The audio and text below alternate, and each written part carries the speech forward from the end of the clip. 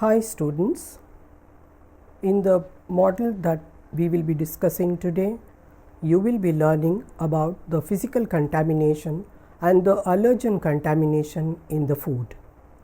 The physical contaminants are one of the three contaminants occurring in the raw materials of the food that will be prepared. These are broadly the physical, the chemical and the biological.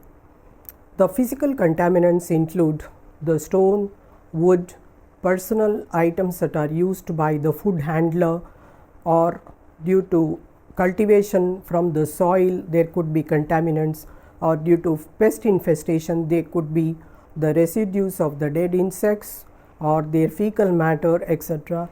These are some of the examples of the physical contamination. You will also be learning about the allergens that occur in the food and about the contamination of different type of food with possible allergens that could occur into the food, as well as how to avoid or how to inform the consumers about the presence of the allergen in the food. Labeling, as you people may be aware, as a consumer you do buy food outside and you have seen the labels which give different type of declarations. So in Western countries it's very often common to see that labeling regarding the allergens, and in our country too there are certain specific warnings which are issued in the labels itself, so that the consumer who is susceptible to have a reaction after consuming that particular food is aware and can avoid consuming that food. You would have learnt about the physical hazards and their health effect, allergens that are present in food as contaminants, and the health effects that can occur due to intake of physical hazards or the allergens. There are three types of hazards which can occur in the food due to the manufacturing process or packaging, or even during the transit or the retail.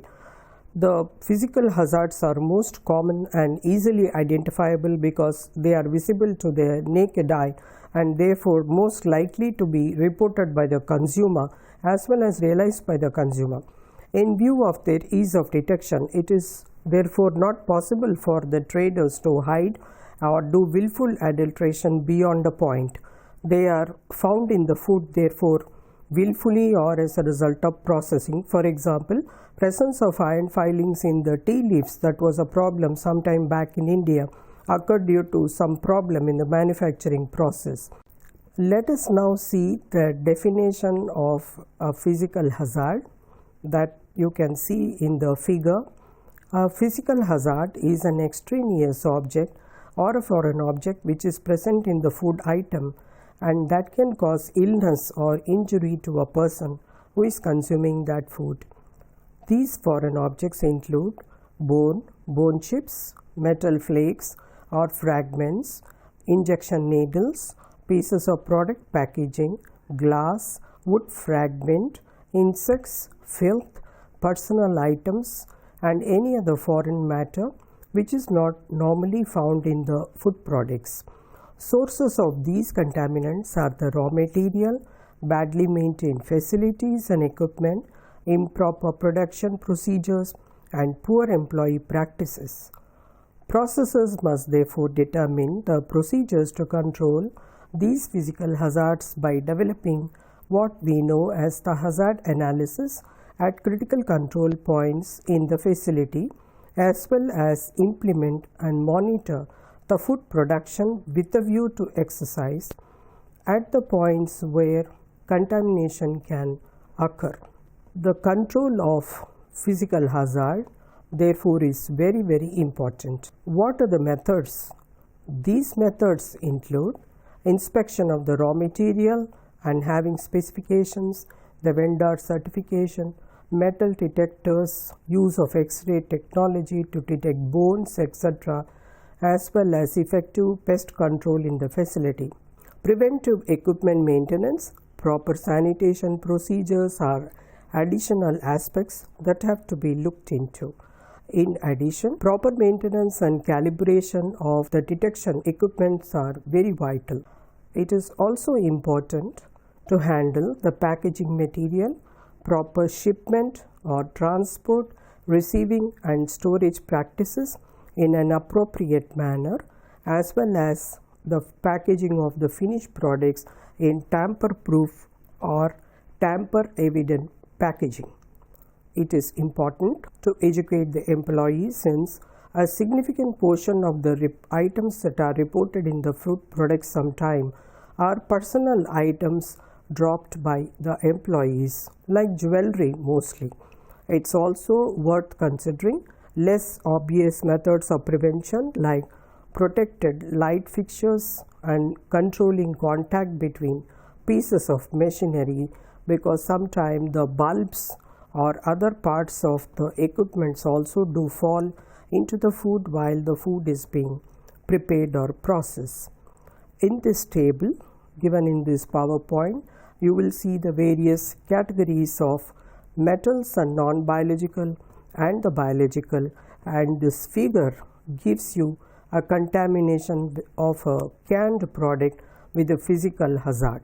In order to control the presence of these physical hazards in the processed food, we follow, as I mentioned earlier, the HACCP practice. The HACCP certified will be seen in the packaged food, which many of you might have seen or noticed. It looks something like that as given in this figure. Now, how do you conduct the hazard analysis? The sources of physical hazard first of all must be identified, and the products have to be checked, as well as the raw material, the facility as a whole, the equipments, and one must have a fair knowledge about the employees' practices also. Then we will be able to control the physical hazards. Besides that, the plants must have the what we call as the good manufacturing practices in place. That includes the employee training, retraining, ingredient specifications, prerequisite programs, letters of guarantee, practices to identify and record the source of physical hazards, or what we call as the documentation, monitoring and documenting the controls and CCPs in the HACCP practice. Now, how do you conduct the hazard analysis? The sources of physical hazard first of all must be identified, and the products have to be checked, as well as the raw material, the facility as a whole, the equipments, and one must have a fair knowledge about the employees' practices also.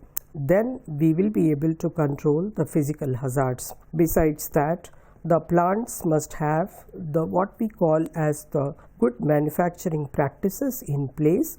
That includes the employee training, retraining, ingredient specifications, prerequisite programs, letters of guarantee, practices to identify and record the source of physical hazards, or what we call as the documentation, monitoring and documenting the controls and CCPs in the HACCP practice. It can cause harmful damage to the digestive tract if not detected, like esophageal laceration, esophageal perforation, pharynx, stomach, intestine, and result in fistula also. It can affect the respiratory tract in the form of choking. For example, bone material present can choke one to death. Occlusion of the airway causing asphyxia and death, and children are more at greater risk, and there can be a partial collapse in them. There can be secondary infections, destruction of lung tissue from the retained material. The mouth and the teeth also can be damaged by the physical hazard in the form of lacerations and damage to the gum and teeth. Extremely very important for those who have poor dental health or teeth problem. The extremities or the hands while processing can be lacerated, and while eating also can have lacerations. Other effects include general effects like illnesses, complaints, nausea, vomiting, diarrhea, headache, fever, dizziness, and chest pain. The HACCP team must identify and list the physical hazards in all the following items. Number 1 is the ingredients, then the finished product, handling procedures, manufacturing operations, the storage, and the distribution. Other measures to ensure the food safety are handling food according to good manufacturing practices, that is, to avoid the intrusion of physical hazards such as jewelry or false fingernails or other products in the food items that are being manufactured by using proper personal practices. Eliminate the potential sources of physical hazard in the processing and the storage areas. For example, use of protective acrylic bulbs or lamps with shades or covering to sometimes prevent them from falling into the food processing area and breaking into it. Then installation of effective detection and elimination system to avoid the physical hazards, namely the metal detectors or magnet that will detect the metal fragments in the production line, while the filters or the screens will remove the foreign object at the receiving point. For all that, we must have an effective maintenance program for the equipments in facility to avoid the sources of physical hazards such as foreign material that can come out from the worn out or old equipments. Detecting and eliminating physical hazards during the production are dealt by using several methods that are available to detect the foreign bodies on food processing production line. That is, magnets can be used to attract, remove the metals from products, or use of metal detectors that can detect the metals in the food, and these should be set up in order to reject the products if metal contamination is detected. The equipment should be properly calibrated as well as maintained to ensure it is always accurate and doesn't produce false positives. The X-ray machines can be used to identify the hazards such as stones, bones, hard plastics, as well as metals. Next, we have to discuss about the allergen contamination. The allergen contaminations can occur when the food products are inadvertently contaminated with the allergenic proteins or with the foods that are containing allergens that can cause reaction, sometimes can be life-threatening in individuals having specific food allergies or intolerance towards these proteins. Some of the most common food allergens are the milk, eggs, fish, shellfish, wheat, soy, peanut, and tree nuts. Allergens are recognized as an important food safety issue. Therefore, precautions must be taken to ensure the food safety from allergen point of view also. This figure gives you the picture of some of the common allergy that are well known in the literature and well known among the consumers also. Now, there is another condition which is known as food intolerance. Food intolerance is somewhat different from the food allergy. Foods can cause variety of mild to moderate adverse reactions in some individuals, which is due to the result of presence of natural or added substances. These reactions are highly individualistic, and therefore they are related to an underlying condition which is aggravated by relatively high exposure to a particular food or a particular food ingredient. There is currently little information on the underlying causes and the factors that can influence the prevalence and the severity of food intolerance. As I mentioned just now, the food intolerance is different from food allergy. In the allergenic reaction, there is the IgE mediated immune reaction. IgE is an antibody which is produced in response specifically to a particular allergen or to a protein or a contaminant that is present in the food. What are the symptoms of this allergy, or how does a consumer know that it is because of eating a particular type of food? The time to manifest the allergenic responses varies between different individuals.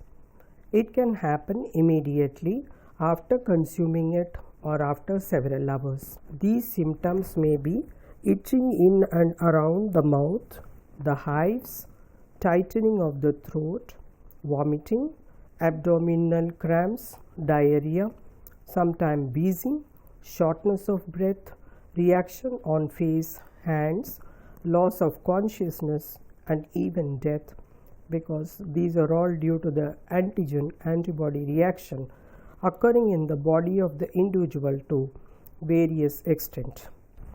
The allergens from one food to other can be transferred as a result of what we call as cross contact during processing. Therefore, we have to schedule the processing runs, that is, scheduled runs of products containing allergenic ingredients in order to minimize the changeovers. The production areas for allergic, non-allergic products should be segregated. In case this is not possible, then the manufacturing of non-allergenic products should be processed before the ones with allergens are processed. Sanitation procedures must be scheduled after production run of these two types of foods. When the product design permits, add the allergenic ingredients as late as possible in the process and also in an exclusive manner.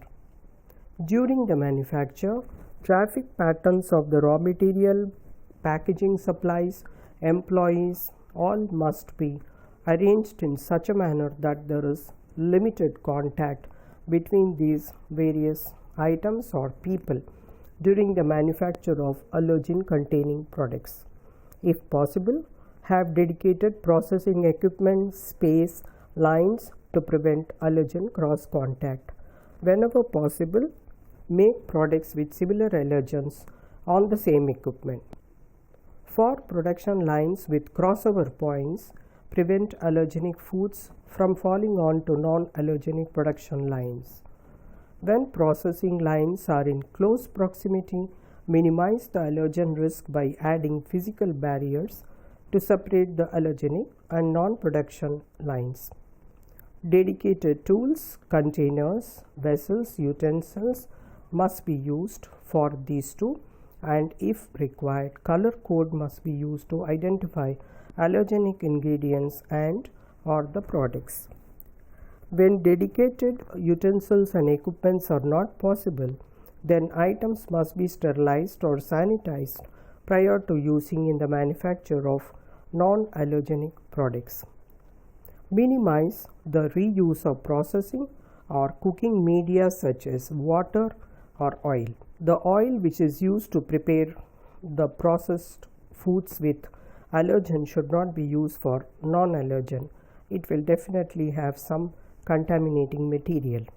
Therefore, these should be avoided in the practice. The persons who are working in the different production lines again should take utmost care that they change their clothing as well as different gloves, etc., and use color codes for allergenic, non-allergenic products. When products containing allergens are being manufactured, then ensure that allergens are identified throughout the process, including the visually tagging, color coding at every point and every stage. Maintenance and engineering. Purchase and design the equipments using the sanitary design principles. Maintain the equipment to ensure systems are operating as designed. Design the traffic pattern and airflow in the production facility to prevent allergen cross contact. Ensure that equipment is positioned for easy access to clean as well as for inspection. Assure maintenance procedures for working on processing lines to eliminate the cross contact with the allergens and the non-allergen during the operation as well as during preventive maintenance. Determine the need to separate allergenic, non-allergenic production lines with physical barrier and separate employees and other methods to prevent cross contact. For production lines with crossover points, prevent allergenic foods from falling onto non-allergenic lines. Assess the risk of migration of allergenic dust to non-allergen product line during processing. These precautions will definitely prevent the cross-contamination. Let us discuss about the supplier management. Store allergenic ingredients or the product separately to prevent the cross contact. Protocols may include using clean and closed containers, designating separate storage area for allergens and non-allergenic ingredient and the products, and when segregated storage is not possible, use other methods for storing allergens or non-allergens, like storing milk and whey together, etc., because they all fall under the same category. And use documenting and cleanup procedures to remove the spills if they have occurred, particularly those foods with suspected allergens. And use dedicated pallets and bins. Using clearly designated staging areas for allergenic foods and ingredients is one more important thing in the supplier management. Storage of allergenic ingredients or the products separately to prevent the cross contact, and these protocols for storage will essentially be very similar to those which are seen in the suppliers management, that is using closed container designating separate storage areas for allergen, non-allergen ingredients as well as the product, and when storage is not possible, other methods of not storing the allergens over the non-allergen, etc. should be practiced. Raw material handling. Production includes ingredient dispensing, recipe makeup, mixing the raw material and ingredients, processing them, and then packaging the finished product. Critical allergen risks related to equipment and factory design include incorrect equipment selection, cross contact between material as well as between products produced on the same line. Therefore, good manufacturing practices must be followed by the manufacturer to eliminate or minimize these risks. When there is significant risk of cross contact from shared equipment, then the equipment must be capable of being cleaned effectively. Appropriate protocols must be there to verify and validate the cleaning regime. Air is one important aspect in the processing area. Implications of potential airborne contamination should be assessed. Dedicated air handling units with control pressure between areas or dust extraction system might be required for very dusty production areas. Accumulations of settled allergenic material on flat surfaces like machine guard window sills should be cleaned up. The recipe verification is again very important. The first requirement to avoid allergen risk is to ensure the correct materials are used in the recipe. Systems therefore need to be designed to avoid the recipe mistakes. These systems will depend on the actual production facility and can include not only the verification of the recipe at the time of adding the material, but also proper software engineering design features should be used to avoid addition of wrong ingredients. An example would be a system which checks the barcode in the recipe against those of the raw material or ingredients when these are weighed, or the premix prevents the operator from continuing if they do not match. Then special case of an ingredients with these systems also need to be considered. Packaging and post-production controls. Incorrect packaging and or labeling is a major cause of allergen-related product recalls. Procedures for checking that the correct labels are applied to the product should be implemented very stringently. They should also be audited so that accurate information is provided to allergic consumers. Checks should be in place between processing and packaging area to ensure correct packaging is used. For example, use of automated label verification system. If packaging materials are stored in the processing area even for a short period, there is a potential for cross contact with allergenic materials. Production planning should include therefore the order in which different products are manufactured and packaged. Special attention must be paid when the production of bulk volumes take place at one location and the packaging of the finished product is taking place at another location. In such cases, the order of packaging must be designed in such a way so that the risk of cross contact by allergen is reduced, and these should also include the effective cleaning regimen or procedures in a routine manner. All this is possible if the staff are dedicated and they are also equipped with proper knowledge by training and retraining. Therefore, the facility should provide general training on allergen awareness and control of all employees at all levels of the company. They should have specific documented training program for the employee as dictated by their job responsibilities in their CV. In all the training, information should be included on the reasons of the protocols that are required to be followed, as well as the potential consequences which should be there if this particular plan is not followed. Identification and labeling of the ingredients is very important for the personnel, and they should be trained to identify allergenic ingredients by marker or by tag, by color code, isolate the allergens from non-allergenic ingredients, products in storage like for example egg, fish, peanut, milk, nuts like almond, hazelnut, walnut, cashew nut, pecan nut, Brazil nut, pistachios, soya, sesame, celery, mustard, sulfur dioxide and sulfite if they are used in the facility. The product label review and the label and the packaging. This PowerPoint shows what are the important points under the label review, label and packaging. Packaged foods are regulated in our country by the Food Safety Authority and by the FSSAI Act of 2006. It is required that product approval must be taken by the company. It is important to know that companies cannot arbitrarily add or may contain other precautionary labeling. The GMP procedure is essential for effective reduction of adverse reactions, and precautionary labeling should not be used in lieu of adherence to GMP. Therefore, proper label approval procedures must be there in the facility, and this is applicable for all the new products and any changes that occurs to the current products.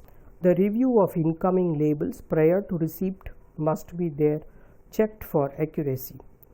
Ensure that product specification and formulation changes are immediately reflected on the labels, and therefore approaches to highlight newly introduced allergen components must be considered. There must be good monitoring, documentation procedures and verification to see that the labels are correct, and any changes have occurred should be noticed and they should be documented. Discard all the outdated labels, packaging material in a timely manner so that they do not cause problem. Proper inventory control procedure should be implemented for all the packaging material, and proper packaging staging control procedures must also be implemented. The food manufacturers have recognized that in certain situations there is a risk of gross contamination of a food with nuts, like for example peanuts, which are not deliberately added to a food but it's due to a manufacturing problem. This risk can be conveyed to customers in advisory warning statements such as may contain nuts. More recently, this sort of advisory labeling has been extended to seeds such as sesame and other allergenic foods that can also trigger potentially fatal anaphylactic reactions. These include the egg, milk products, fish, shellfish, etc. This can be also facilitated by what is known as the ingredient labeling. Labeling is very important risk management and risk communication tool, and foods are known to cause allergenic hypersensitivity in a significant proportion. Ingredients and processing aids originating from a substance or product causing allergy or intolerances therefore should be declared on the pre-packed or on the non-pre-packed foods unless the derivatives are especially exempted by the country legislation. As regards the pre-packed foods, this information must be provided on the package or on a label attached thereto. For non-pre-packed food, country may adopt national measures containing the means through which the allergen information is to be made available and wherever appropriate their form of expression and presentation. Labeling of these ingredients, processing aids, substances, product causing allergies or intolerances is obligatory when they are deliberately used in manufacture in preparations of food and they are still present in the finished product even in an alternate form. Therefore, the food operator will need to ascertain that allergen state is fully described in raw material, packaging, labeling, specifications, declaration, etc. And for instance, the generic terms like flavoring spices are not appropriate where these substances originate from allergenic sources, and according to European legislation, this is very strictly followed. Each supplier should be assessed and the application of allergen management practice in their operation and document that calls for assessment should be assessed. This can be achieved by means of questionnaire and where appropriate an audit. An allergen risk analysis from each supplier can be done to know exactly the risk in the products. Ensure that information from supplier is correctly recorded, including complete allergen status and intentionally present allergenic derivatives as well as potential cross contact. Lay down the procedures on how information received from supplier is handled, processed, acted upon. Any changes in the notification takes place with the supplier, this should be documented, and the newly identified allergen risk for ingredients that are being supplied should be properly notified and acted upon. When several alternative ingredients can be substituted in a product, example, alternative seasoning and raising agent that carries a particular ingredient, it may need to be purchased from different suppliers. The food operator needs to ascertain the impact of these allergenic status of the resulting products as well. So in conclusion, you have learned the different type of physical contaminants that could occur and ways and means by which these contaminants present in the finished products could be avoided, or even a retailer selling the raw materials, he could avoid the presence of the physical contamination. Of course, it's quite common to see the intended food adulterants that may be present, which are basically and mostly the physical contaminants that are occurring, say for example stones in the rice, etc. But at times there could be some process contaminants also coming from the machinery belt, like some trace elements, etc. can be occurring in the food which is being processed in a machinery, and after the food is processed also there could be chances of physical contamination taking place from the packaging material and other materials that are used to pack the food, like chemicals which are creeping into the food from the packaging material itself. Now the allergens in the food are a specific category of the contaminants, and these allergens, for example the peanut allergy, peanuts could be processed in the same place where some other material is being processed, so some traces of the nut could come into the other food which is intended for a general consumption. Now in this case, any government or a national body insists that there should be a precautionary labeling on the finished product. Similarly, if certain ingredients are intolerable for certain category of the people, then it should be mentioned in the label that this so and so product should not be consumed by this category of the people. So they are warned before and they should be knowing and aware. In this context, dissemination of information on this type of food labeling as well as information on the presence of food allergens should be brought to the notice of the consumers and the public, so that they know what they are putting in their mouth and what they are going to eat. In India, there is very little data available about the food allergens, and oftentimes one is not able to distinguish between food intolerance and between food allergens. Food allergens are immune based reactions, whereas the food intolerance is basically having a genetic element, like for example the lactose intolerance in the children, where basically the child is not able to digest a cow milk or a buffalo milk because the child lacks a particular gene which produces an enzyme to metabolize the sugar. So there is a genetic element involved and a metabolic disorder. But in the case of food allergy, there is an immune reaction, production of the IgE antibodies by the person who is consuming, and sometimes the allergic reaction could be very fatal, and therefore labeling is of utmost importance to avoid the allergens presence that are likely to occur in a particular food due to certain circumstances.